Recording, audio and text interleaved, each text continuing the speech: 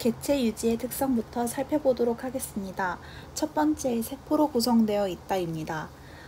복잡한 유기적 구성체로 세포, 조직, 기관, 개체 이렇게 생명체가 구성이 되게 되는데요. 세포는 생명체를 구성하는 기본 단위이면서 생명활동이 일어나는 기능의 기본 단위이기도 합니다.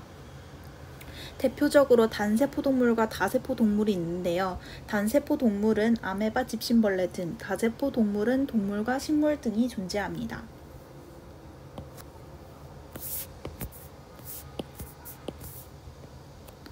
다음은 물질대사인데요. 물질대사는 생명과학에서 물질대사란 그 물질의 이름이 바뀌면 물질대사라고 합니다. 생물체 내에서의 물질의 화학적 변화로 효소를 사용하여 나타납니다. 언제나 에너지 대사가 따르는데요. 이 에너지 대사에는 이화와 동화가 있습니다. 간단한 물질이 동화작용, 즉 에너지의 흡수를 거치면 동화물질, 복잡한 유기물로 바뀝니다. 그리고 동화물질, 복잡한 유기물이 에너지를 방출하게 되면 이화작용을 통해 간단한 물질로 바뀌게 됩니다. 물질대사의 예로는 소화가 있는데요. 흡수할 수 있는 상태로 변화시키는 과정으로 복잡한 유기물을 간단한 물질로 바꾸는 이화작용의 예입니다. 또한 광합성과 호흡 등도 예로 들 수 있습니다. 다음은 자극에 대한 반응입니다. 자극이란 생물체 내외의 환경 변화를 말하며 생물은 이러한 자극을 감지하고 이에 적절히 반응하여야 합니다. 예를 들어 우리가 뭔가 위험이 닥쳤을 때 본능적으로 반사하는 자극에 대한 반응을 들 수 있습니다. 또 다른 예로 미모사는 잎을 건드리면 오므라든다든가 지렁이는 빛을 비추면 어두운 곳으로 이동한다 등의 예를 들 수 있습니다. 다음은 항상성입니다. 항상성은 신경계와 내분비계를 이용해서 몸을 항상 일정한 상태로 유지하려는 특성입니다. 사람의 체온은 항상 36.5도를 유지해야 하며 혈당량은 0.1%를, 심장박동은 60번에서 80번을, 그리고 삼투압, 그리고 맥박 등이 등이 항상 일정해야 하기 때문에 항상성을 유지해야 합니다. 다음은 발생과 생장입니다. 발생과 생장은 엄연히 다른 뜻인데요. 우선 발생은 다세포 동물의 경우 하나의 수정란이 수많은 세포 분열과 분할을 거쳐 하나의 개체가 되는 과정을 의미합니다.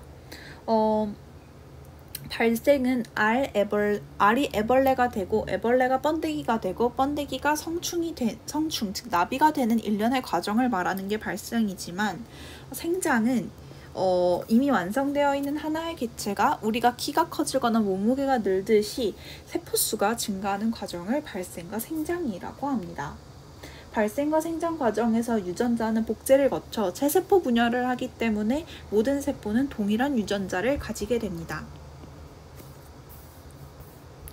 다음은 종족유지 특성입니다. 종족유지 특성은 생식, 유전, 적응과 진화 세 가지로 나뉘는데요.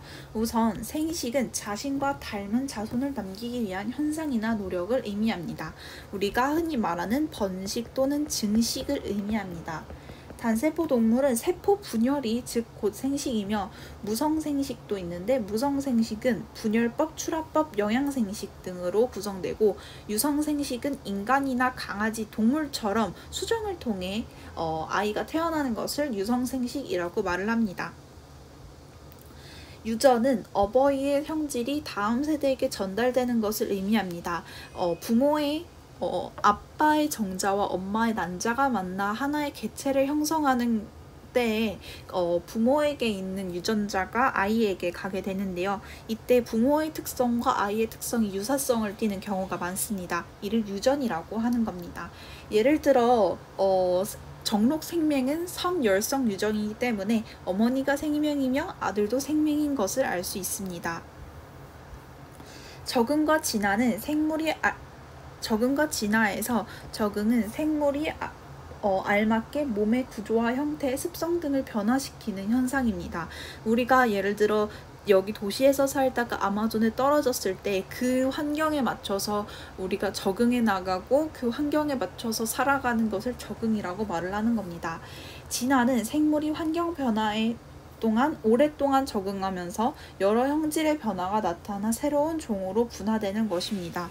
예를 들어 갈라파고스 제도에 있던 핀치새가 원래는 그렇게 생기지 않았지만 각각의 섬으로 흩어지게 되면서 전혀 다른 생김새를 띠게 되고 그로 인해 진화가 일어났다는 것을 알 수 있습니다.